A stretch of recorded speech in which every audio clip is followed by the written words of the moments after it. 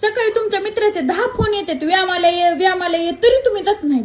आणि रात्रीच्या टायमाला साधा मिस कॉल बी आला मित्राचा तरी बी तुम्ही बाहेर पळतात. का म्हणून तसं? अगं मग व्यायाम करायला मित्र फोर्स करीत नाही ना लई. नुसतं म्हणतो व्यायाम करायचं आणि संध्याकाळी बसलं का माल मारायला इतका फोर्स करतो मित्र, तुला माझी शपथ आहे, घ्यावाच लागेल. इतका मानपण असतोय की मी त्या मानपणा पुढे हरतो बघ आणि मग त्याला बसतो. असं आहे का? तरी म्हणलं घोडं कुठं पेंड खातंय.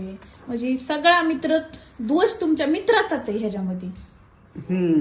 तुम्हाला वाईट व्यसनाला लावायचा, तुमची काही चुकी नाही, तुम्ही भोळे भाबडे येतं. पण ते मित्र तुम्हाला वर चढून झाडावर आंब्याच्या, लिंबाच्या, हरभऱ्याचं तुम्हाला तेव्हाच लागते म्हणून काय सांगू तुला आता. भोळा नवरा आहे गे, पिऊ सुद्धा वाटत नसन कडू, पण ते मित्रामुळे प्यावा लागत. तुमचा काही दोष नाही, सगळी चुकी त्या मित्रांची.